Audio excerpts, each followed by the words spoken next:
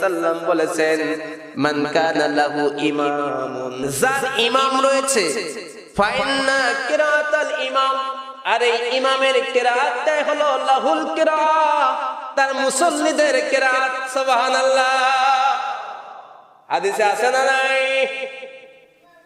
2 number কারণ হলো আল্লাহর হাবিব সাল্লাল্লাহু আলাইহি ওয়াসাল্লাম আমাদেরকে নিষেধ করেছেন।